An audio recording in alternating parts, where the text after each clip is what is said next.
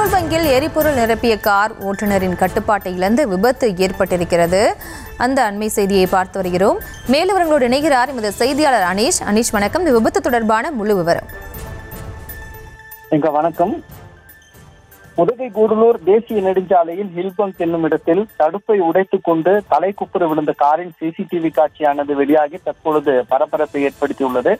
இந்த கார் சாலையில் மேற்புறம் இருந்து முக்கிய சாலையில் இறக்கத்தில் வந்து கொண்டிருந்ததாக கூறப்படுகிறது. அப்போது சிறிதும் எதிர்பாராமல் வாகன ஓட்டியின் கட்டுப்பாட்டை இழந்த கார் அதிவேகமாக பள்ளத்தை நோக்கி வந்துள்ளது.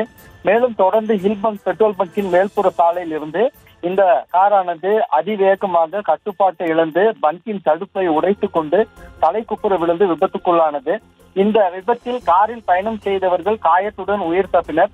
மேலும் தேசிய நெடுஞ்சாலை என்பதால் அந்த சாலையில் அந்த சமயத்தில் வாகன ரோந்து எதுவும் இல்லாத நிலையில் அந்த பெரும் விபத்தானது தவிர்க்கப்பட்டது. இந்த வாகனத்தில் பயணம் செய்த பயணிகளுக்கு சிறு காயங்களுடன் தற்பொழுது அரசு மருத்துவமனைக்கு அனுப்பி வைக்கப்பட்டுள்ளனர். பிரியங்கா,